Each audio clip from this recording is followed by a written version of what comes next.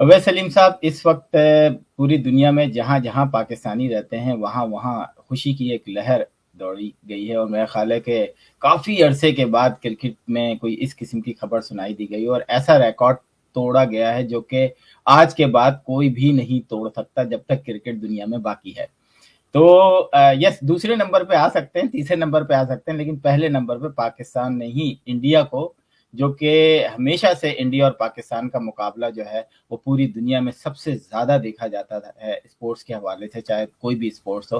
तो क्या कहेंगे, इस विनिंग को आप कैसे देखते हैं?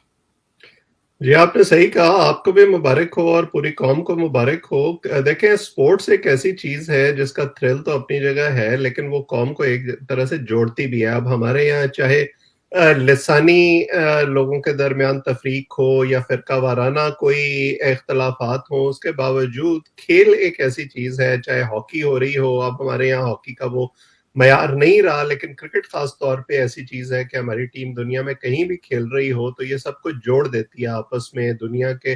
मुख्तलिफ मुल्कों में आपने देखा कि लोगों ने सेलिब्रेट किया है, और दोनों जो मैच हुए हैं वो भी ऐसे हुए हैं कि हमारी परफॉर्मेंस बड़ी क्लिनिकल रही है। भारत के साथ तो वैसे ही जो पाकिस्तान का मुकाबला होता है वो ट्रेडिशनल राइवल्स का मुकाबला समझा जाता है। स्पोर्ट्स की हिस्ट्री में जो किसी भी मुल्क में किसी भी स्पोर्ट्स में जो सबसे ज्यादा देखे जाने वाले मुकाबले हैं, पाकिस्तान और भारत का मैच उसमें शामिल होता है। और क्योंकि वो एक तरह से ये समझते हैं कि अब हम खेल में भी जो है वो बड़े भाई हैं और हमारा किरदार जो है वो डोमिनेंट होना चाहिए।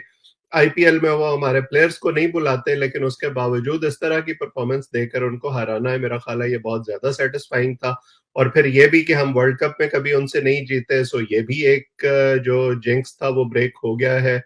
फिर बांग्लादेश, ये जो न्यूजीलैंड से मैच हुआ है उसमें भी आपने देखा कि न्यूजीलैंड की टीम पाकिस्तान से चली गई थी सिक्योरिटी के खदशात के तहत। और उस पर मीम्स तो अगरचे काफी बने हैं, लेकिन मैं उस पर शायद मोतरज नहीं हूँगा, क्योंकि जाहिर है कि ये हर मुल्क का और उसके खिलाड़ियों का और बोर्ड का इख्तियार है कि वो अपनी सिक्योरिटी को किस हद तक कॉम्प्रोमाइज करते हैं या नहीं करते। और हमारे हालात उन दिनों में आपने देखा था कि अफगानिस्तान के हवाले से कुछ इस तरह के थे कि दुनिया के खदशात थे, लेकिन उस हवाले से भी जाहिर है कि पाकिस्तान के अंदर एक हार्ट बर्निंग थी, तो वो भी हमने एक तरह से बदला ले लिया। और अब तो ऐसे लग रहा है कि सेमीफाइनल का हमारे लिए रास्ता हमवार हो गया है। तो आगे देखते हैं। मेरी तो दुआ है कि हमारे खिलाड़ी जो हैं वो ये वर्ल्ड कप लेकर वापस आए। जी, आपने देखा कि न्यूजीलैंड को भी हरा दिया, और उसके बाद एक जो सबसे जबरदस्त चीज हमने देखी, अफगानिस्तान की टीम ने जिस तरह खेला है, आपको लगता है कि पाकिस्तान और अफगानिस्तान का मैच होना है, ये भी एक सख्त मैच हो सकता है? ये बिल्कुल एक अच्छा मैच होगा, क्योंकि जो वर्ल्ड कप 2019 था उसमें भी पाकिस्तान और अफगानिस्तान का मैच काफी फंस गया था, और हम बिल्कुल आखिर में जाकर जो है वो दुआओं से और कोशिशों से जीते थे। और जिस तरह के स्पिनर्स उनके पास हैं और जैसी विकेटें हैं इस वक्त जिन पर ये टूर्नामेंट हो रहा है, उन पर यकीनन ये एक कांटे का मुकाबला होगा। लेकिन मुझे फिर भी उम्मीद है कि हमारी टीम जो है वो उसमें भी फतहयाब होगी। बिल्कुल ठीक। नाज़रीन, अब चलते हैं। अवैध सलीम साहब ने हाल ही में एक ज़बरदस्त इंटरव्यू किया। अगर आपने वो पूरा इंटरव्यू देखना है तो आप इनकी यूट्यूब पे जाके देख सकते हैं, और डॉक्टर अवैध सलीम के यूट्यूब पे। और जब मैंने वो प्रोग्राम देखा तो मुझे बड़ी मतलब हैरत भी हुई कि एक दफ़ा फिर अहमद नूरानी साहब ने बहुत खुल के इस प्रोग्राम में बात की, और उन्होंने आड़े हाथों लिया पाकिस्तान की इस्टेब्लिशमेंट को और उनके बिजनेसेस को। मैं चाहूँगा एक दफ़ा फिर कि अवैध सलीम साहब, आपने ये इंटरव्यू लिया, काफ़ी तवील इंटरव्यू था। क्या कहेंगे कि अब क्या वाक़ई अहमद नूरानी साहब पाकिस्तान वापस जा सकेंगे? क्योंकि पहले भी बहुत सारे इल्ज़ामात लगाए थे, लेकिन उन इल्ज़ामात पर किसी भी किस्म का कोई नोटिस नहीं लिया गया पाकिस्तान में। जी। देखिए, 2-3 चीज़ें हैं इसमें। एक तो आपका शुक्रिया कि आपने इंटरव्यू पसंद किया। मुझे उम्मीद है कि आपके देखने वाले जो हैं वो भी अगर उसको देखेंगे तो पसंद करेंगे। आपने जो सवाल उठाया कि क्या अहमद दुरानी इसके बाद पाकिस्तान जा सकेंगे? देखिए, अभी तक तो वो या एक फेलोशिप पर मौजूद हैं اور میری معلومات کے مطابق جو الزامات ان پر لگائے جاتے ہیں کہ انہوں نے کوئی اسائلم کی درخواست دے دی ہے، اس میں بھی کوئی حقیقت نہیں ہے، اور وہ خود یہ کہتے ہیں کہ میں اپنا یہ پڑھائی کا اور فیلوشپ کا کام مکمل کر کے پاکستان واپس جاؤں گا. تو اگر وہ خود یہ کہہ رہے ہیں تو میرا خیال ہے جب تک کوئی ثبوت نہیں آتا ہمیں اس پر یقین کرنا چاہیے. جو بنیادی سوالات انہوں نے اٹھائے ہیں اس پر جو انٹرویو تھا، آپ نے اگر غور کیا ہو وہ ریوالو کرتا تھا ان سٹوریز کے اراؤنڈ جو انہوں نے کی ہیں جنرل عاصم باجوہ پر اور ہمارے دیگر جو عسکری شخصیات ہیں، خاص طور پر جو براڈ شیٹ سے متعلق ہیں ان پر. جنرل باجوہ کے کچھ کزنز ہیں جو اس وقت انگلینڈ میں موجود ہیں، ان سے متعلق کہ ان سب کا کیا کردار رہا ہے براڈ شیٹ سے، اور کس طرح پیسہ گھوم کے ایک طرح سے شاید انہی کی جیبوں میں واپس جاتا رہا ہے. تو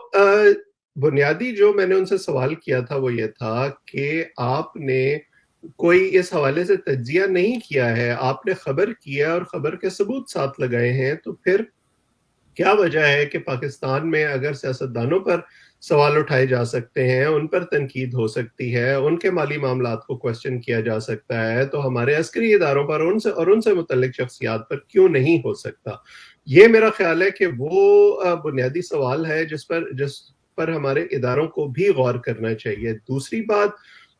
جو اس حوالے سے ہے وہ یہ ہے، وہ انہوں نے خود اس میں ذکر کیا کہ کس طرح اس طرح کی خبریں کرنے پر ان کو اور ان کی فیملی کو نشانہ بنایا جاتا رہا ہے. یہ بھی میرا خیال ہے کہ بڑی افسوسناک بات ہے، کیونکہ جب ہم دو نہیں ایک پاکستان کی بات کرتے ہیں تو اس پاکستان میں آپ کو اگر آئینہ دکھایا جا رہا ہے تو وہ آئینہ سب کو ایک ہی طرح سے دکھایا جانا چاہیے، اس میں کوئی تخصیص نہیں ہونی چاہیے، کوئی مقدس گائے نہیں ہونی چاہیے. سو یہ وہ بنیادی سوالات ہیں جو میرا خیال ہے کہ بطور صحافی اٹھانا ہمارا مقصد ہوتا ہے، ہونا بھی چاہیے. اب چاہے کسی کو برا لگتا ہے یا اچھا لگتا ہے، اس کا کیا کیا جا سکتا ہے. بالکل بالکل صحیح کہا. لیکن ویسے ہم پاکستان کے اندر جس حکومت کو دیکھ رہے ہیں، عمران خان صاحب بھی باہر تھے، اور جس طریقے سے تحریک لبیک والوں نے ایک پورے سسٹم کو للکارا ہے، اور وہ ابھی تک جو آخری خبر آئی ہے وہ یہ کہہ رہے ہیں کہ ہمارے مطالبات اگر تسلیم نہیں کیے گئے تو ہم اسلام آباد کا رخ کریں گے. جبکہ عمران خان کی طرف سے جو ابھی میٹنگ ہوئی ہے جس میں chief of the army staff بھی تھے اور دوسرے پاکستانی منسٹرز بھی تھے، انہوں نے عمران خان صاحب نے دو ٹوک الفاظ میں کہہ دیا ہے کہ یہ الزام جو ان کے مطالبات ہیں یہ نہیں مانے جائیں گے. تو آپ کیا دیکھنا چاہ رہے ہیں کہ ایک تو مہنگائی، اس پہ بھی آگے ہم بات کریں گے، اور پھر یہ دھرنا، اور پھر دھرنا اب اسلام آباد تک پہنچے گا، تو انٹرنیشنلی پاکستان اس وقت کوئی اچھے حالات نہیں ہیں. کیا دیکھیں گے؟ کیا یہ آواز ہے ابھی حکومت چینج ہونے کی؟ کیا آپ آنے والے دنوں میں الیکشن دیکھ رہے ہیں؟ دیکھیں، الیکشن آگے وقت سے پہلے ہوگا یا نہیں ہوگا یہ تو ہمیں دیکھنا ہوگا، اس پر ہم بات کر سکتے ہیں. لیکن جو بنیادی سوال تحریک لبیک کے حوالے سے ہے، ہم یہ تجربہ کہ اس قسم کے جو مسلح جتھے ہیں ان کو اگر آپ بات چیت کے ذریعے مطمئن کرنے کی کوشش کریں تو وہ معاملہ کہیں رکتا نہیں ہے. ایک پوری تاریخ ہے ہمارے یہاں اس قسم کی. ہم نے سوات میں ملا فضل اللہ کے ساتھ نیگوشیٹ کرنے کی کوشش کی، طالبان کے ساتھ نیگوشیٹ کرنے کی کوشش کی، ہم افغانستان میں جو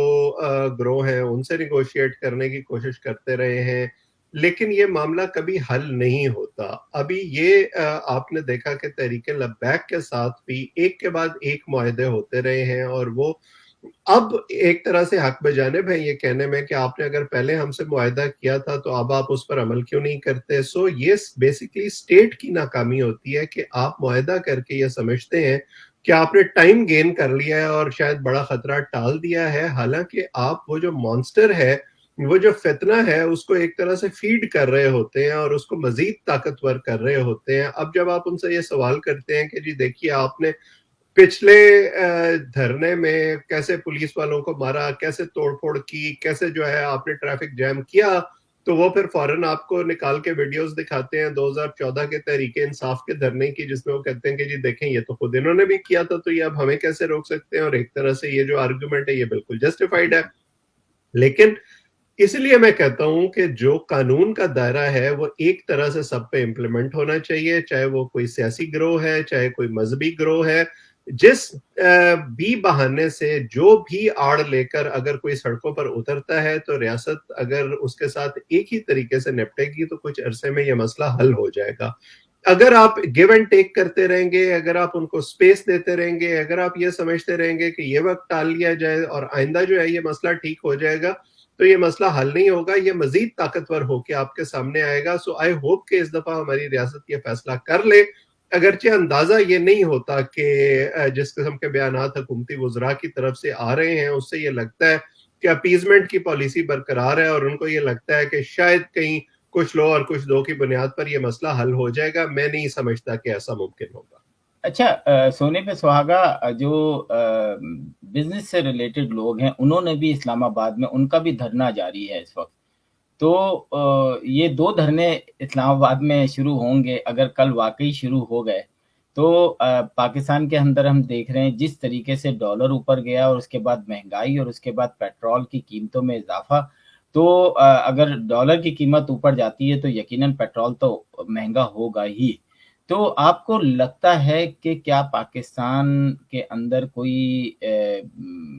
ایسا بحران آنے والا ہے جو آپ کے ہاں چیزیں یا دنیا سے مدد مانگنی پڑے پاکستان کو, جناب کہ اب ہمیں مدد کی ضرورت ہے, کیونکہ اس وقت جو ہے ہم جو دیکھ رہے ہیں کہ وہ مہنگائی کی جو سطح ہے وہ ریکارڈ, یعنی جب سے پاکستان بنا ہے, جو تجزیہ نگار اس وقت تجزیہ دے رہے ہیں کہ اتنی مہنگائی پاکستان میں کبھی بھی نہیں ہوئی, کہ جو 200 روپے کی دوا ہوتی تھی آپ کی شوگر کی, تو وہ دوا اب 1200 سے 1500 روپے تک ہو گئی ہے. تو ایک عام آدمی کو یہ ساری بیماریاں جو ہیں ہر تیسرے چوتھے آدمی کو ہوتی ہے, کہیں پر بھی ہوں, یہ عام بیماریاں ہیں ایک عمر کے بعد. تو آپ کو لگتا ہے کہ کوئی ایسا بحران آنے والا ہے مہنگائی کا؟ دیکھیے, بحران آنے والا نہیں ہے, بحران تو آ چکا ہے. ہمارے یہاں آج کل یہ خبریں چھپ رہی ہیں کہ بجلی تقریباً 48% مہنگی ہو گئی ہے, مختلف جو اشیاء خورد و نوش ہیں ان کی قیمتیں 50 سے لے کر 100% تک بڑھ گئی ہیں پچھلے 3 سال میں, بعض معاملات میں اس سے بھی زیادہ بڑھ چکی ہیں. اور لوگوں کی جو قوت خرید ہے وہ اس کے مقابلے میں کہیں زیادہ کم ہوئی ہے ڈالر کی ڈی ویلیویشن کی وجہ سے. غریب آدمی جو ہے وہ تقریباً دونوں طرف سے پس رہا ہے. اب کل میں ایک اکانومسٹ کو سن رہا تھا, اور جب وہ یہ کیلکولیشن کر رہے تھے تو اس سے یہ اندازہ ہوتا تھا کہ جس شخص کے پاس 3 سال پہلے 100 روپے تھے ایک چیز خریدنے کے لیے, اب وہی چیز خریدنے کے لیے اس کے پاس 30 35 40 روپے رہ گئے ہیں. یہ اس قسم کے جو معاشی مسائل ہیں اس کا اس وقت پاکستان کے عام آدمی کو سامنا ہے. اب ہوتا یہ ہے کہ لوگوں کی جو غم و غصہ ہے, لوگوں کی جو شکایات ہیں وہ جائز ہوتی ہیں, اور ان کو اس کو ایک طرح سے راستہ دکھانے کے لیے چاہیے ہوتا ہے. جب بھی تحریک لبیک یا اس طرح کی کوئی اور جماعت, یا 2014 میں عمران خان صاحب بھلے 4 حلقے کھلوانے کے لیے دھرنا دے رہے ہوں, لیکن بہت سارے اور لوگ اس میں ایسے شامل ہو جاتے ہیں جن کی اپنی شکایات کسی نہ کسی حوالے سے ہوتی ہیں, اور اس دفعہ بھی یہی ہو رہا ہے. اب ہماری حکومت جو ہے وہ ایک طرح سے وہ جس کو کہتے ہیں caught between the devil and the deep blue sea, وہ ہے کہ انہوں نے تقریباً 3 ساڑھے 3 سال کا عرصہ گزار دیا ہے اور بظاہر کوئی پالیسی نہیں ہے. اس وقت جو ان کے آئی ایم ایف سے اگلی قسط کے لیے مذاکرات تھے 6 ارب ڈالر کے, وہ نتیجہ خیز ثابت نہیں ہو سکے, اور اس کے بعد عمران خان صاحب اور شوکت ترین صاحب اب جو سعودی عرب کا دورہ کر کے واپس آئے ہیں, اس کے بعد خبریں آ رہی ہیں کہ شاید سعودی عرب نے کچھ جو ہے پاکستان کا جو زر مبادلہ ہے اس کے لیے کوئی 3 ارب ڈالر دینے کا اعلان کیا ہے, جو کہ پاکستانی اکاؤنٹس میں رکھے جائیں گے, اور ایک دم جو بیلنس آف پیمنٹس کا پریشر ہے وہ شاید آپ پر نہیں آئے گا. جو تیل کی ادائیگی ہمیں سعودی عرب کو کرنی ہوتی ہے اس میں بھی کچھ ڈیفرڈ پیمنٹس کی بات ہو رہی ہے, لیکن اس سے آپ کو وقتی طور پر تو شاید تھوڑا سا ریلیف ملے, لیکن اس سے نہ قیمتیں کم ہوں گی, نہ جو ہمارے معاشی مسائل ہیں وہ آگے جا کر حل ہوں گے. یہ کھینچا تانی جو ہے یہ اب اگلے الیکشنز تک جاری رہے گی, اور یہی مہنگائی جو ہے یہ بنیادی طور پر ایک طرح سے سب سے بڑا مسئلہ بنے گی تحریک انصاف کے لیے جب یہ اگلے الیکشن میں جاتے ہیں. آپ نے شروع میں کہا تھا کہ کیا الیکشن وقت سے پہلے ہوں گے, بظاہر میرا نہیں خیال کہ اس وقت ایسی کوئی انڈیکیشن ہے, لیکن پاکستان میں حالات بدلتے کوئی دیر نہیں لگتی, اگر عمران خان صاحب کو یہ لگتا ہے کہ حالات ان کے لیے ناگزیر ہوتے جا رہے ہیں تو شاید وہ ایسا فیصلہ کر لیں، لیکن ابھی مجھے نہیں لگتا کہ ایسا ہوگا. جی تھینک یو. آخری سوال جو ہے وہ پھر ایک دفعہ کراچی چلتے ہیں. نیسلا ٹاور جو ہے آپ نے سنا ہوگا، ہم نے اس پہ بات بھی کی تھی کہ گرانے کا حکم جو ہماری اعلیٰ عدالت ہیں سپریم کورٹ اس نے جاری کیا تھا، اور اب ایک ہفتے کے اندر اس کو گرانے کا نوٹس جاری کر دیا گیا ہے، اور خیال یہ کیا جاتا ہے کہ شاید اس ٹاور کو جو ہے وہ بم لگا کے اس کے پلرز پر گرایا جائے. لیکن جب یہ بات کی گئی تو پتہ چلا کہ یہ ممکن نہیں ہے، کیونکہ ہمارے ہاں جس قسم کی لائنیں، سیوریج اور یہ ساری چیزیں نیچے سے گزر رہی ہوتی ہیں وہ ساری ڈیمیج ہو سکتی ہیں، کیونکہ وہ بھی جو نیسلا ٹاور ہے وہ ان سب چیزوں کے قریب ہے. تو آخر اگر میں نے سندھ گورنمنٹ کے کچھ لوگوں سے بات کی کہ کیا یہ کسی بھی طریقے سے کوئی نقصان ہے، ہو سکتا ہے جیسے بعض دفعہ ہوتا ہے کہ بھائی شہر کے لیے نقصان ہے یا انوائرمنٹل کوئی ایسی چیز ہو کہ جنگل کے اندر بنا دیا گیا ہو یا کچھ بھی ہے، تو انہوں نے کہا کہ نہیں ایسی کوئی بات نہیں ہے. 16 مختلف جو ادارے ہیں ان سے این او سی لے کے یہ بنایا گیا تھا، لیکن یہ سپریم کورٹ جو ہے اس کے اوپر جو ہے یک طرفہ فیصلہ دے رہی ہے، وہ سننے کو بھی تیار نہیں ہے. تو آپ کو لگتا ہے کہ ایسا یہ مطلب بعض دفعہ ہم کیوں ایسا سوچتے ہیں کہ بس ہم نے جو کہہ دیا، ہم نے اسلام آباد میں دیکھا ہے پرائم منسٹر کا گھر دیکھا اور بہت ساری جگہ دیکھا جہاں پر جو ہے ان کو ریگولرائز کر دیا گیا، آخر اگر ہم اس پہ جرمانہ لگا دیتے ہیں 50 کروڑ 1 ارب اور کہتے ہیں کہ ٹھیک ہے یہ جرمانہ دے کے آپ بچ جائیں، تو یہ ساری چیزیں سیکنڈ آپشن پہ کیوں نہیں غور کیا جا رہا؟ آخر یہ کون سی ضد ہے ہمارے اس ادارے کو؟ کیا کہیں گے اس پہ؟ دیکھیے یہ ہمارے یہاں وہ امیر اور غریب اور وسائل رکھنے والے اور نہ رکھنے والوں کا ایک تفاوت ہے جو ہمیشہ اس قسم کے معاملات میں سامنے آتا ہے، جیسے آپ نے خود کہا. اور میں آج کل سے اس کو فالو کر رہا ہوں جب سے یہ حکم آیا ہے سپریم کورٹ کی جانب سے کہ اس کو فوراً گرا دیا جائے،